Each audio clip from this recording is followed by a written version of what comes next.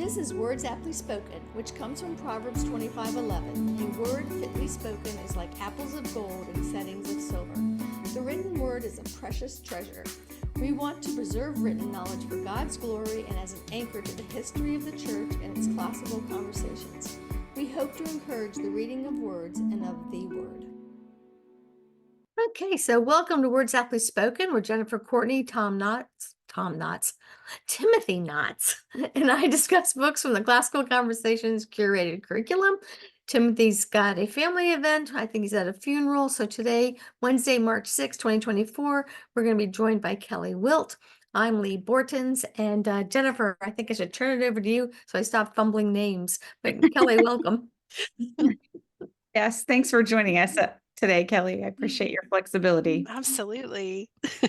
Good. Well, this month we're going to be talking about all things English grammar and writing. So we're focusing on our Essentials program. We're going to look at IEW's Teaching Writing Structure and Style, the Center for Lit's Teaching the Classics, the little book Spelling Plus, and the Classical Conversations product, the Trivium Tables Whiteboard. Yeah, I'm really excited. These are some of my just most fun things to do because they are that age of students who they're no longer little itty bitties and they're, edging their way onto adulthood. So I think they're very transitional resources for parents, and it's where homeschooling really you start to step it up. And so I'm glad that we have these gentle products to help you. You can access the information about these products at leebortons.com at our calendar and our archive. You can click on those links in order to buy in the materials, as well as go to my YouTube channel, which is at Lee Bortons. If you want to see any of the previous podcasts we've had on our resources, as well as a bunch of other podcasts that I participate in that help promote classical education. So thank you for participating with us, and I look forward to hearing from some of you. So Jennifer, it seems like we've changed a little bit over the last month of what we did. So what are we doing this month? How are we running these things? Yeah, so we're going to discuss the resource for a little while first, and then we're going to actually practice a little mini version of the lesson that is for units 1 and 2 in IEW. So because there's nothing really to do a close reading of the way we would do for a novel. So that's why we've kind of changed our format, and we've been actually practicing things that you could do at home as a family in the place of our usual close reading. So we ready to get started? You want to tell about why it's in CC curriculum? I just realized I have a story.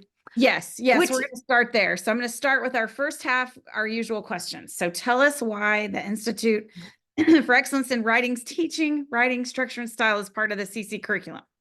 So in the very early years of homeschooling, classically, when our oldest were 9, 10, 11 years old, I stumbled upon Andrew Pudewa and his IEW, Institute for Excellence in Writing. And I loved it so much using it with my own children that I wanted everybody else to know about it. And this was right at the beginning of the foundations programs when we were we had the real itty bitties and we had a good challenge level program, but we were trying to sort out that in-between transition. And so I actually sponsored a showing of the IEW videos, and the only cost was you had to buy the $22 workbook. And that was kind of stipulated from Andrew, and I thought that was fair. He was going to let me show the videos and use his name brand and all that to give a conference. Well, I had almost 100 people show up, and they all bought that book, and I was like, and they loved it, and they all began joining CC. So we knew we had a winner. And it really is a nice gentle transition from spelling and phonics and a lot of lap work to trying to really think about what the words we write mean. So I'm really excited to hear what Kelly has to say about it, because I know she'll have used it well. Yeah, good. And as we transition over to Kelly, I want to say too that this is what we kind of affectionately call in CC our grandma resources, which are things that teach you how to teach. So they are useful with your students, but it's also the idea that if you learn these 9 units, then you can work with all of your kids at different ages. You can improve your own writing. You can also work with all your kids, and you can transition them into writing about challenge. And we're going to do another grandma resource next week when we talk about teaching the classics, because that helps you know how to read books with your kids. So well, the other thing I loved about it, as I was already aware of Ben Franklin's method of teaching himself to write, and the IAW was based on that. So it's very classical in the sense of being historical and just the way everybody who likes to learn how to write learns how to write. So it was a good thing to teach our children. Yeah, that's really good. All right. So, Kelly, tell us about your IEW experiences. I know you have some. Yes, well, let me start with a literary idea. If you think about your homeschooling journey being, a trip you would take sailing on a ship, our family's ship has sailed past the port of Essentials now, but we were docked there for 9 consecutive years during the course of our children's homeschool education. And I largely credit the IEW curriculum, the TWSS, with helping my children to become good writers. And as an only child, I mistakenly thought that when the Lord gifted me with children, they would all come out to be identical carbon copies of one another, which He revealed to me pretty early on was a falsehood. So I have two children who love words and have always loved words, love to read words, love to say words, just loved words. And I have one child who is incredibly social, but when it comes to writing, he needed the structure that IEW provided because he had lots of thoughts, but he had difficulty getting those thoughts written on paper. And so one of the things that IEW provided for him was a structured outline, a checklist, if it were, for different types of techniques and styles to try out. And we would talk about taking things out of our writing wardrobe and trying them on for size to see how he liked them in his papers. And we had a lot of fun with that, which alleviated a lot of what would have been stressful for him. But because Andrew Pudewa popularizes the philosophy of easy plus one, it didn't cause stress for him. What it did do for my other two children who loved words, it helped them to limit rather than enlarge their horizons and what was included in their writing. So no matter what type of child you have been blessed with, you'll find benefits for each of them and their abilities as writers, as early writers in the IEW curriculum. And I think, my children, when I look back on their years in Essentials, just how well sequenced the curriculum is was so beneficial because it never felt like too far of a reach for us to move into the next writing style that we were emulating. It just is, as Lee said, so gentle. And I think that really helped set my children up for success so that now as they are older, I look at all three of them and see how the techniques and the style and the tips have helped them even in their future years as challenge students and into their future careers. So nothing but good things to say about this curriculum and how beneficial it's been to our family. That's I love good. that. One of our, I also had a reluctant writer in it, and the checklists and the formula of we're following this kind of outline this time. You get 3 words per line. And when we Yes. finish writing our paragraph, you're going to add a simile and an adverb. And that was very Yes. helpful to her to keep her, she got to feel more creative than she probably thought she was because she was able Right. to, that gave her some space to play. And especially, having lists of LY words that you could add and lists of quality adjectives that gave her choices, but it limited the world a little bit so that it wasn't Mhm. frightening staring at the blank page. Absolutely. I think you absolutely hit the nail on the head. It enlarged the horizons that needed to be enlarged for our family, and it narrowed the ones that needed to be narrowed in a very gentle, kind way. And so it never made writing scary for my children. And I appreciated that, especially as a homeschool mom. I am a writer. And so naturally I was in sync with my two children who were inclined that way. This made me a better homeschooling mom because I was able to help the child that I didn't as closely identify with. And we were able to have good conversations about what good writing is. And it was a stretch for him, but it was a wonderful stretch. And now, as he's entering Challenge 4 and he's working on his senior thesis, I see skills that he acquired way back in his essentials years that have already begun to pay off for him. Yeah. One of the things I had to learn is when I first thought about it, because I'm like you, Kelly, I like to write. And so I could do it all day long. It wasn't scary for me.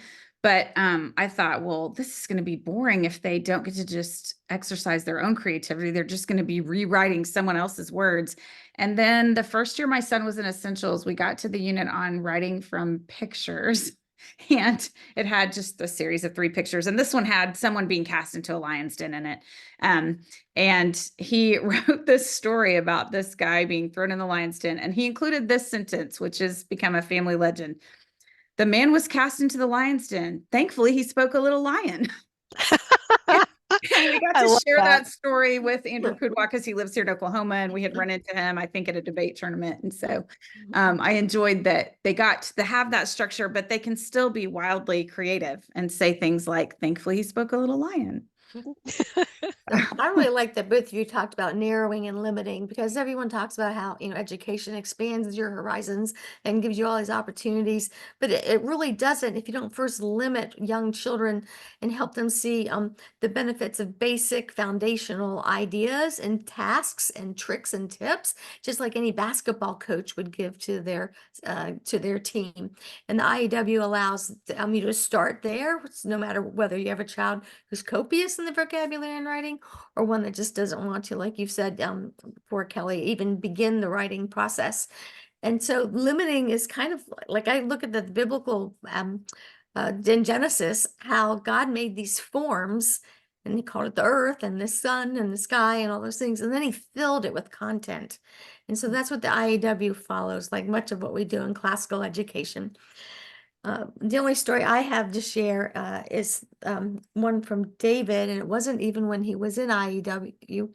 It was when he was writing a college paper, and he would the first semester he would send me papers because he liked me. They were fine, but I criticized one of them. I said, it's a clause, and I don't know that it's a clause. And he texts back and says, "Mom, it's an invisible who which." Which is one of the tools in the belt that you get at IEW. And so what I appreciated was that it stuck with them, and I didn't really realize that it stuck with them. Mhm. Yeah, and I think the reason for that is the limiting factor that you just mentioned, Lee, that there's 9 units, that's Mhm. limiting, right? There's 9 kinds of writing that they learn that give them really good structures for writing. And then there's a limited number of dress ups as well, and they repeat them year after year. And so it does stick with them and become part of who they are as writers. But it's because they didn't try to teach 1,000 tools. If it's on a single sheet. Right. Yeah, Right. Well, I oh, was go gonna ahead, say, well, Lee. even when we're watching a movie, I'll look at my husband because there's no kids in the house anymore. And when it's over, I'll go, "That was a good clincher." In other words, the ending reflected the beginning, and I can recognize that. That's So, right. That's right. I think additionally, one of the things that helped my children, I've heard other parents say this as well, it helps your children to feel like they have success.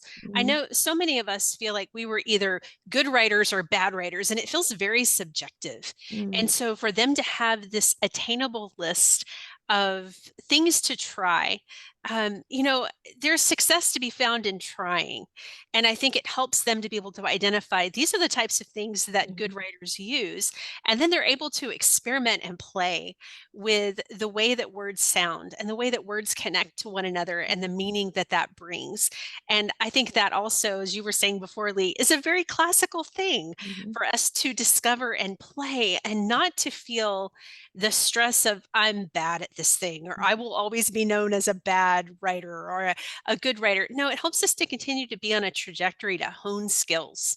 And I think that is a wonderful life application as well. There's also so much emotional and bodily control and maturity a child needs to have in order to write. And so I just Mhm. wanted to say that for parents who are thinking, yeah, my fifth grader, sixth grader, that 9, 10, 11-year-old, they just doesn't matter how good the program is, they are not doing well with it. And a lot of times it's because they just don't that you don't recognize that what we're trying to do is help them learn to, like we do with math and all kinds of other things, is you do need to know how to sit still a little bit, and you do need to have that hand-to-eye coordination. And if they've had issues with eyesight or maturity with their nervous system growing, they're going to be a little bit delayed at it. And so what I love so much about the IEW and how we do it in classical conversations community is it's almost all auditory. so that the child who is still struggling with visual issues can participate. And so we are showing the parents who attend, because they are in essentials, how to just talk about writing when they're in the car or baking together, or the various things we do. So it really is accessible to everybody if you just are a little bit clever and know your child's abilities. Yeah. And one other thing that I learned from listening to Andrew Pudewa over the years is just, you continue to help your kids as long as they need your help. Mhm. And so when I had one who had been in essentials for 3 years and did, manage to do pretty well with the very, following the checklist. And then we got to the Challenge B short story, and it was like the world was too big again. Mhm. So I took Andrew's advice to heart and just started limiting the world and saying, okay, do you want your story to be set in the country or in a city? Would you like that to be on an island or a mainland? Would you like it to be Mhm. woody or near a beach? Would you like the character to be a boy or a girl? We just sort of had, and then things finally got going. But once we no longer had that writing from a model, we still had to have that transitional time Mhm. of helping again. So Yeah, that's one thing, we can go through 3 years of essentials as an adult and retain a lot of it because we have experience and more pegs to hang it on. But our children are children. They're going to just need to review it over and over again. And that's why we continue with Latin and difficult passages of reading and their history and debate and things to make it so that they are continually being pushed a little bit to improve that vocabulary and thinking skill and review the basics that they hopefully practice with essentials. yeah. Well, I want to go back to something you said earlier in the show, Lee, that idea of Benjamin Franklin and learning writing through imitation. So I want you to elaborate a little bit on that. I would be happy to. So I'm not quite old enough. I don't to have had a grammatical school experience. I had very much a modern elementary experience, and I do remember being expected to write creatively without being given any tools in order to do that. And so we have this wonderful tool now that we're referring to. But, Andrew Pudewa and IW wasn't around for the last 2,000 years. So what he did is captured what everybody else had been doing. So if you think back to anything that you may know about the history of writing, I mean, even something like the monks copying and recopying the Bible and the books rescued from the Crusades, they copied it over and over again. It's what preserves history. It's what allows you to learn how to practice sitting still and have that hand-eye coordination, as well as it lets you to hear the words of other people. And so that, begins to be part now of your words and your ideas. And so what Andrew Pudewa describes is from an essay Ben Franklin wrote during the Revolutionary time about how he would um, a number of steps. I might get them out of order, but basically he would study a piece of writing, kind of write out the best of it that he could and rewrite it some while he was writing it. And then he would push it aside and kind of outline it again and then improve it in his mind. And then he'd go check against it. And he would do that iteratively to see if he could keep making it repeat the same ideas that were in the essay, but say it even better. So he started off by copying and then thinking through the outline of it and then improving upon it. And so that all by itself is what writers do, whether they know it or not, when they are working on a document. So I was just attracted to how Andrew Pudewa had put together small passages in these 9 units with very specific tools so that all of us could be like Ben Franklin.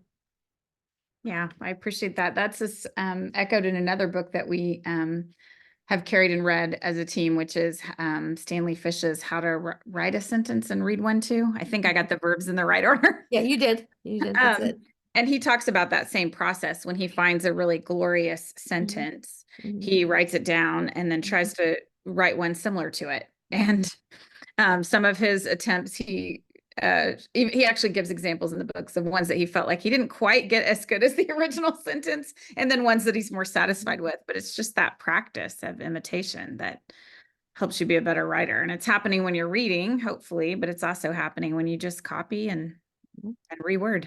I have 3 friends I text with, and one of the things we text over is one of us will find a quote and we ask the other 3 to say it better. and then we write it back and forth to each other. And a lot of times we'll take a quote that's really amazing about some maybe political event or historical event, and we'll challenge each other to write it in the context of homeschooling or education or political freedom. And so you can do that even with your older kids, and it doesn't have to be a whole passage, just a line or two that's well said. Something witty from Jane Eyre. Can you say it's more funnier? Yeah. Very fun. All right. Well, we've already kind of talked about how we transitioned our kids into the older years. So I think let's go ahead and thank our sponsor and then get into our lesson. Does that sound good? That sounds good. I Sounds can't good. wait for the lesson. So I'd like to thank classicalconversationsbooks.com, where the books discussed today can be purchased, as well as any of the books we've talked about in the past. Go to leebortons.com and look at our archive for the past books and our calendar for the upcoming books. And I just really thank everybody for the opportunity to just discuss these books. And I hope that this podcast makes it so that you enjoy being a tutor and parent in classical conversations more. Yeah, that's great. All right. So, as we've mentioned, we would normally dive into a book if we were doing something like a novel, but instead we're going to look at units 1 and 2 in the IEW teaching, writing, structure, and style, which are all about taking notes and making a keyword outline before you rewrite a source paragraph. So, the rules of the game that we're about to do. I like game sounds more fun than lesson, doesn't it? Yes. So you can only have 3 keywords per sentence from the original document when you're taking your notes, which means you have to make some choices because these are longer sentences. You can only have 3 words for our outline. Now, Andrew Pudewa does have some rules where you can cheat. Because you can draw little symbols or do abbreviations, and those don't count. But we're not going to play that way today because I can't type symbols. If you were envisioning like a stick person, there's no way for me to replicate that. So we're going to stick to the original rules of 3 words per line. So I thought we would look at the back of one of our classical acts and facts history cards. I think it is the first card. Is that right, Kelly? The Age of That Ancient is Empires? correct. All right, so let me see if I can share my screen so that I'm you gonna guys, need a pen for this one. I know. All right, let's see. Are you guys seeing the paragraph there? Yes. All right, now go for it, Kelly. All right. The first known cities, which would grow into the ancient empires, appeared around 3000 BC. Towns were constructed near rivers and depended on these reliable sources of water for drinking, cooking, bathing, irrigating crops, and transportation. In these agricultural societies, farmers designed tools for clearing land and harvesting crops, constructed irrigation systems for their fields, and developed breeding techniques for their animals. All right, nice reading, Kelly. Okay, so Lee, I'm going to give you the first sentence. I'll reread it to you, and then you can take a minute to think and give me your 3 words. So the first known cities, which would grow into the ancient empires, appeared around 3000 BC.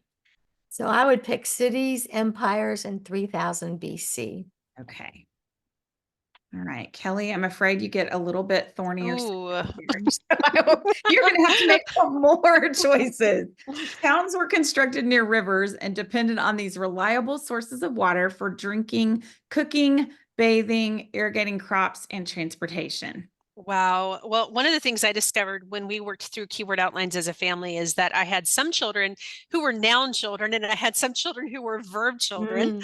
So I think when I'm looking at this sentence, I'm thinking it would be impossible for me to choose drinking, cooking, bathing, irrigating crops, and transportation. And I'm not certain you would want to draw symbols for all that either if we were playing by that rule. How about if we go with towns? Okay. And constructed. Okay. If I were playing by Andrew's rules, I would have you draw wiggly lines for those rivers, I think. And how about sources? Because that will help me to remember the water was used for those different things. Nice. All right. I like it. This sentence would have really frustrated my child who was not the natural writer because she always felt obligated to include everything that was in the original source. So you can imagine when we got to a longer essay like Faces of History and we checked out a book from the library, she wanted to outline sentence by sentence. And so I had to, again, help her and say, what was your favorite thing that you learned in the book? Let's start with that. Now, what was your second favorite thing and your third favorite thing? Because we're not trying to rewrite this library book. We're trying to get the basic ideas from it. So she would have wanted to list all these things in the sentence, and I would have had to reinforce they're all wonderful and they did all those things, and you can only pick 3.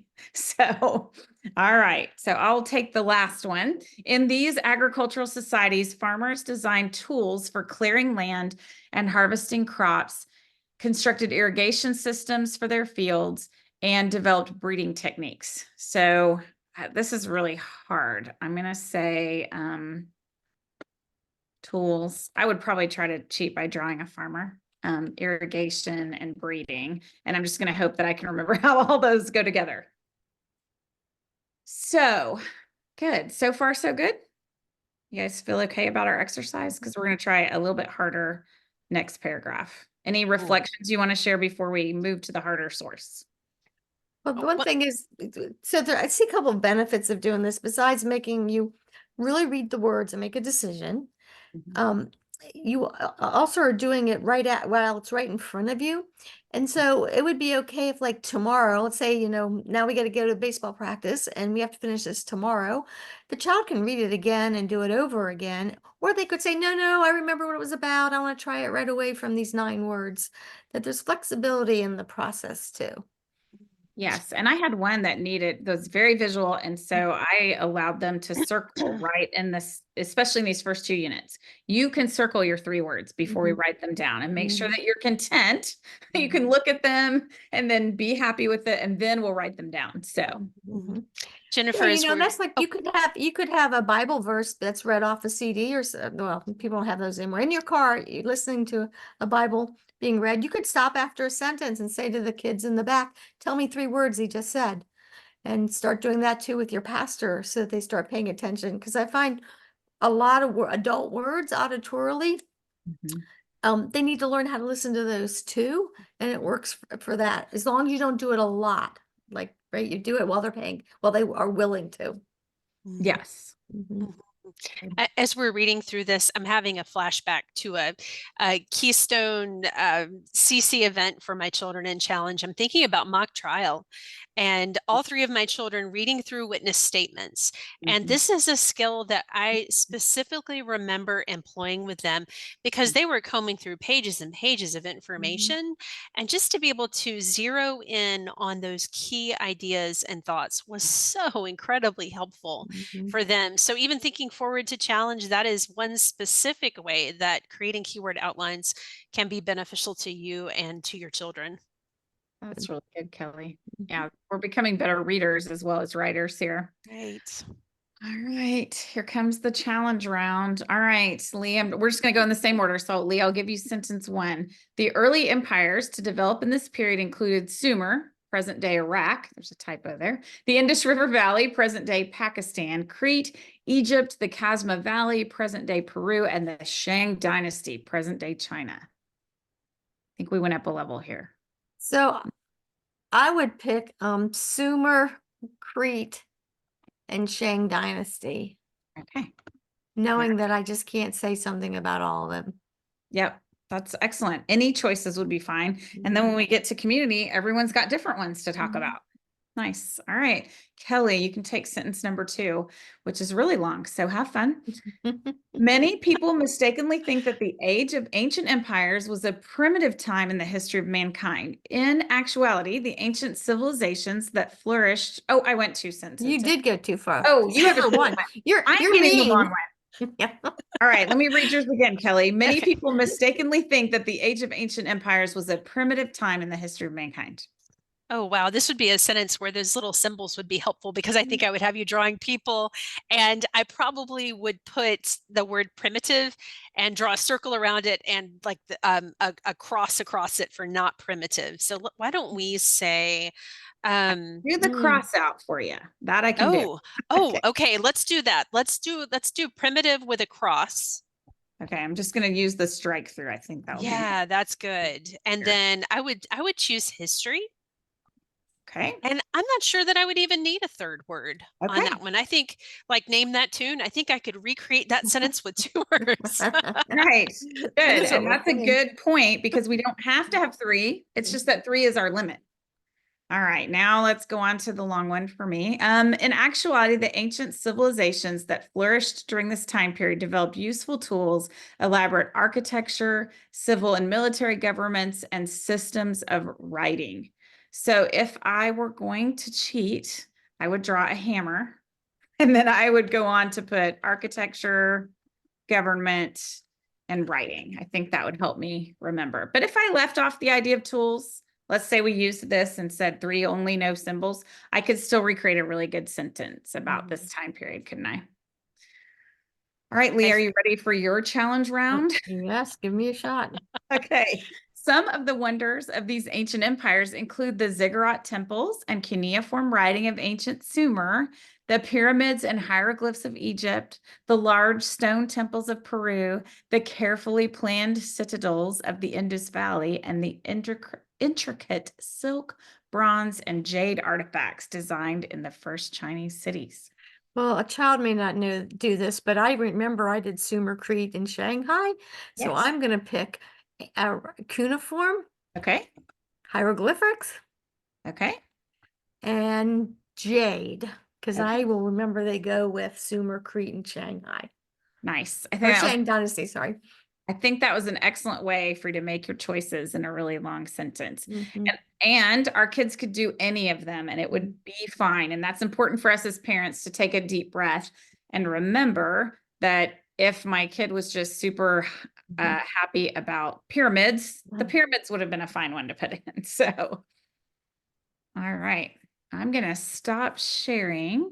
We're going to take just a few minutes to reflect on our exercise. So, did you guys see anything new doing that? Just know it's become a habit after homeschooling for almost 33 years. I know you have me beat, Jennifer. How many years will you have had under 18s at your house, Kelly? Oh my. By the time that we're done, I think 24. So I'm not going to quite get there. Jennifer wins the prize as far as I know. How many years? Well, next fall will be my 20th to be in CC community. No, but you've had children longer than that. How old's the So I've had children younger than that. Let's see, 25 years now. Yeah, so 25 years. So you still have how many more years left with Mia? 3 more. So I won't quite So beat you. 28. Okay, I win. You win. Win. You spread them out. But the habits, they just don't go away. Yeah. So one thing I realized this time, and partly it's because I made the mistake of going on to the next sentence, is it was a great reminder to me that our kids do that too. And so one of the things we have to attend to when we're reading and making this outline is we have our capital letters and we have our end marks. And I blew right past the end mark. And so that's one thing we need our kids to notice as we're reading too, and having them make an outline is they need to know where the sentence stops. So. You know, that's interesting both in math. I mean, just anything that you have to read that has punctuation is important because the reason why the three of us are voracious readers is we can see through the punctuation and get to the heart of the sentence really quickly. But that's not the same as really studying or understanding what the sentence has. And that's where we have to, even as well-read folks, have to stop and pay attention. And so you need both going on. And I think parents feel bad, like if their children aren't really fast readers that want to read, 2 books in a day. And then those are the kids that maybe can't punctuate and spell as well, but the other ones who kind of struggle through, they're ones that turns out they can spell words. So there's benefits to all of it. Mhm. I think as we're reading, I'm also realizing how much homeschooling has changed me Mm, as a person, because I remember being in elementary school and just reading voraciously, like Lee was talking about, mm, but I didn't ruminate on the beauty of the language Mm. or the structure mhm. and the form. And I think now, after being exposed to all these different techniques and styles and ways of thinking, I just appreciate everything I read in such a different capacity. Even these paragraphs on the back of a timeline card, my mind is racing, thinking about all of the things that could be done with those words. You know, Mhm. stories could be written, or maps could be constructed, or there are so many things that can be done and ways to appreciate just these two paragraphs. And I think when I was younger, I wouldn't have had that tendency to revel in the beauty of what I read. And so that's one way that I think that homeschooling has changed me. Well, the thing is, as a good student of the Bible, you do that, right? We meditate on just a couple lines, couple verses. Mhm. You should do that for everything you read. Not every day, Mhm. every time. Sometimes you read the Bible quickly. That there's a variety, there's other books that speak to this that Jennifer and I have talked about in the past. There's so many ways to read and so many ways to see what's in front of you. And that's classicalist. That's what we're trying to help folks know is we're not just reading the page and getting it over with.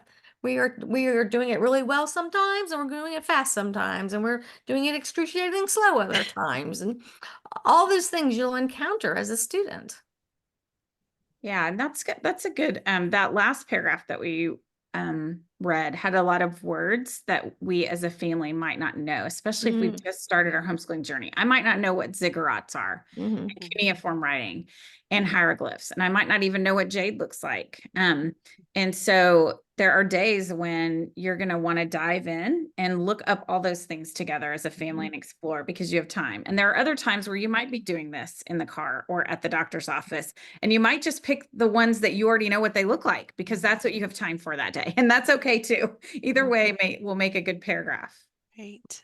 Right. It's So, just thinking we build our families and our communities and our church, and we work and we do all the things that we do to serve the Lord with our children around us. mhm. And while we're doing that, we find ways to include them. And so sometimes it's an intentional game, and sometimes it's just them watching us be adults. And the thing is, we're just around them. And I think because we've been experienced homeschoolers, that we can tell young moms you agonize over the wrong things, but until they get the 20 years behind them we've had, they don't know. Right. They Yes. can't hear what we're saying. Right. So that's why we do these podcasts so that maybe somebody will hear it and be able And to I do. think what you said is really important because when I went back after, I taught essentials for a number of years and then I moved up into challenge with my older kids. And then when Mia, my youngest, went into essentials, I went back and tutored essentials for a year. Mm, And it was such a good experience because I remembered all those questions of the young moms. And there was this sort of um, atmosphere of stress about, we didn't get to our IW paragraph this week. And I finally just said, I need everyone to stop. If you do not get a paragraph written this week, no one will die. You haven't ruined their chances for their lifelong career or whatever calling God has for them. What you're doing is forming habits. And that's one thing that this IEW teaching, writing, structure, and style is very good about is you're forming habits, Mhm. habits of reading carefully, habits of outlining, habits of turning those outlines into sentences, habits of dressing the sentences up and making them more interesting. And over time, those habits will sink in, but you can only build so many at a time. So you just have Right. to keep plugging away. And if grandma got sick this week and you didn't write a paragraph, you're going to get to do it again next week. Yeah, it's the not giving up and the persevering rather than being frustrated by it, because it's the way Right. life is. But that was a good Absolutely. segue into habits. Should we talk about that? Yeah. So what kinds of things did we name as we were doing this exercise or even just talking about IEW? What kinds of things were you guys reminded of through our names of things? Well, I realized when Kelly said that she had verb kids and noun kids, that I don't know if I had verb kids or noun kids. I am so heavily a noun person that I didn't notice. It's funny. I can distinctly recall looking at paragraphs with them and being able to identify before they did the words that they probably would select. Mhm, And I am the older I get, the more equally inclined to like both. So I couldn't help but notice the nouns that mhm, Lee, when she was reading her sentences, all those different civilizations. And I think Jennifer, I was doing a mental checklist of, what do I know about that civilization? Mhm. Naming those things that I knew in those particular sentences, which were so beautiful to hear about all the different civilizations. I was attending to Jennifer too. When you read cuneiform out loud, you said it very beautifully. And I Mm. thought, oh, I wish I could say it like Jennifer says it. So it's not just visual attending.